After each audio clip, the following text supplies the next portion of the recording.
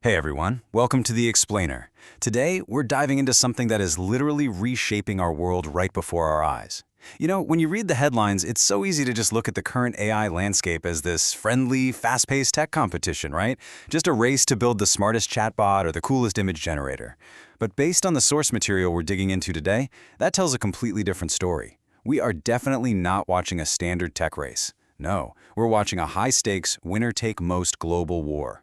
And the decisions being made right now, they're going to dictate the entire global economy's future for the next 30 years. So think of me as your strategic war room briefer today. Let's map out the exact terrain of this conflict. Okay, let's dive right into this. Here's the game plan for today.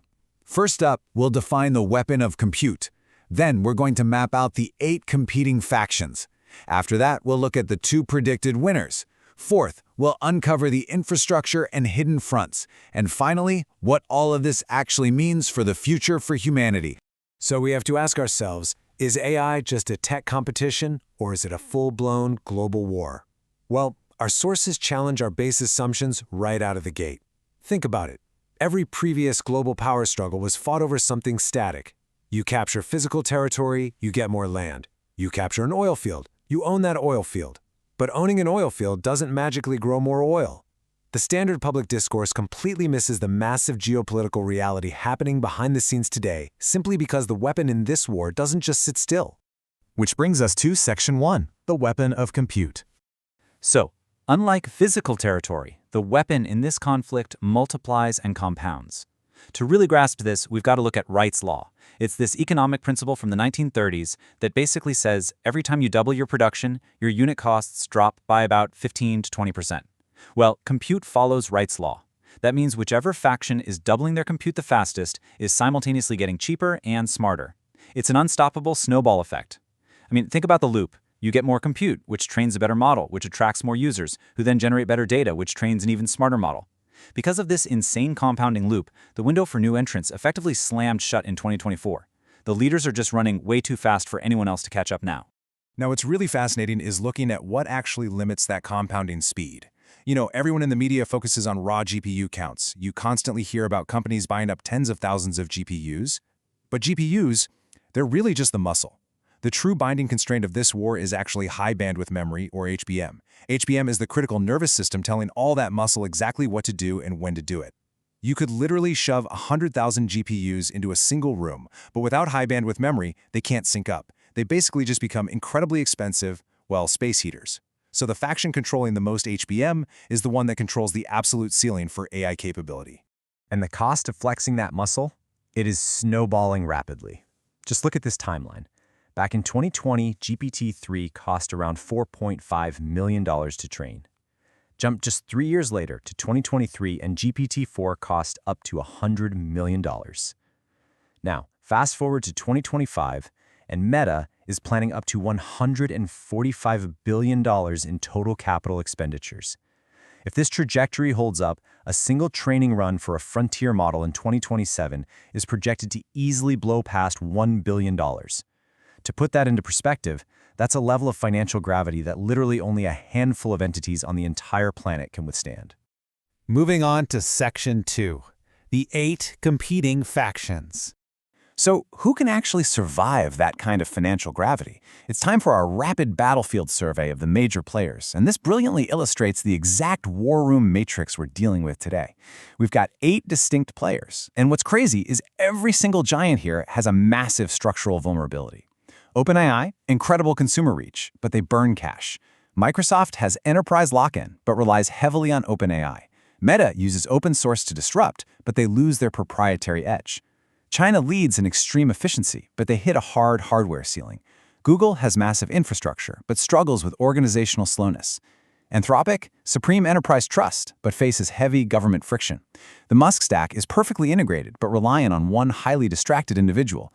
And finally, regulators set the rules, but move way too slowly for the actual technology. Let's drill into a few of these, starting with OpenAI. $14 billion. That is OpenAI's projected annual net loss for 2026. Let that sink in. I mean, sure, they have 900 million weekly active users, which makes ChatGPT the most downloaded app on Earth. But having 900 million users who actually cost more to serve than they generate in revenue, That is a structural emergency. They are effectively fighting a war on 5 fronts, all at once: consumer, revenue, talent, compute, and legal, all while bleeding billions of dollars. Now, immediately contrast that $14 billion with this number: $294,000. That is the confirmed training costs of China's DeepSeek R1 model, which incredibly achieved near-frontier reasoning performance. See, because China is blocked from acquiring the most advanced chips, they just can't win the raw power race. So instead, they made the chip race irrelevant by pivoting to extreme efficiency. Their whole strategy is pure price penetration. They're flooding the market with ultra-cheap models to build global dependency, which effectively serves as a brilliant asymmetric weapon. Meanwhile, over in the corporate arena, we have this massive strategic clash between Meta and Microsoft. Listen, Meta's open source strategy with Llama isn't charity, okay? It's a highly calculated weapon. Meta gives away these billion-dollar models to intentionally collapse the industry's pricing power. They're doing this to ensure that no one, like a Microsoft or a Google, can own the interface layer between Meta and its 3.5 billion social media users. Microsoft, on the flip side, is playing the lock-in game. They don't really need to win the smartest model race. They just embed AI so deeply into Azure and GitHub that it makes it technically devastating for a Fortune 500 company to even try switching providers. Then we have the deep paradox of Anthropic.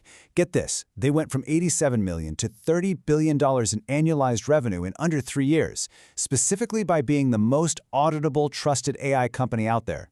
But that exact same ethical stance, specifically their absolute refusal to allow autonomous weapons to operate without human oversight, well, it cost them the biggest defense procurement budget in history. It actually got them blacklisted by the Pentagon as a quote-unquote supply chain risk. Talk about a catch-22. All right, on to Section 3, the 2 predicted winners. So, with all these vulnerabilities floating around, the math simply dictates a brutal consolidation. By 2030, our sources indicate that only 2 of these 8 factions actually have the structural depth to remain standing at the absolute frontier. Let's see how this builds into the ultimate showdown.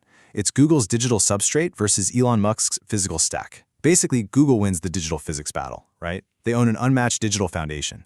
But the Musk stack owns the absolutely crucial, vertically integrated physical world deployment layer. Let's look at Google first. They are absolutely the sleeping giant of this war. People often forget that Google actually invented the transformer architecture that literally all modern AI is built on. But their real hidden moat, it's their infrastructure. They have 7th-generation custom TPUs that are just wildly power efficient. They have 25 years of proprietary search and YouTube data that no one else can buy at any price. They even have an internal AI called Alpha Evolve that's literally designing their next-generation chips for them. When you own the substrate, the chips, the data, and billions of Android devices for global distribution, you really don't need to win every PR news cycle. You just sit back and let the math compound. On the other side of the ring is the intense financial gravity of the Musk stack, completely driven by that massive SpaceX and xAI merger. That move created a $1.25 trillion entity. Why does this matter so much? Because for the first time, one single person effectively controls the world's largest compute supercluster in Memphis, plus the real-world vision data from millions of Tesla cars on the road, and the global connectivity of Starlink. It is literally the only faction that owns the raw compute, the models, the fleet, and the entire data pipeline without having to rely on any third-party dependencies whatsoever. Let's look at Section 4, Infrastructure and Hidden Fronts. So the crucial point here is that owning all of this compute presents a massive physical target. I mean, these gigawatt-scale superclusters, like the Colossus site with its hundreds of thousands of GPUs, they are highly vulnerable targets just sitting out there on the surface. If we're looking at a multi-decade technological conflict, leaving your absolute most valuable armories exposed to kinetic, cyber, or EMP threats is a profound risk. And our sources highlight a really fascinating strategic insight here: the TerraFab solution. By potentially using the Boring Company to move these massive compute clusters completely underground, you instantly gain natural blast shielding, thermal stability to drastically drop those cooling costs, and just unparalleled physical security. And then there is another totally hidden front, the 8th faction, the regulators. Just look at this dynamic for a second. Safety advocates want Western AI development slowed down for very real, valid ethical reasons. But meanwhile, strategic adversaries want Western deployment slowed down for geopolitical reasons. Honestly, it doesn't even matter what the intentions are. Mechanically, it is the exact same outcome. Regulators inadvertently act as a massive force multiplier for geopolitical adversaries, completely changing the speed limit of the entire war. Now, we're not taking sides here at all. It's simply the structural, impartial reality of how regulation actively impacts that compounding loop we talked about earlier. Which brings us to our final part, Section 5, the future for humanity. So with all these massive titans clashing and the rules constantly shifting, where does that actually leave us? Let's bring this macroeconomic war room briefing back down to earth for a minute, right to your everyday life, your career, and your family.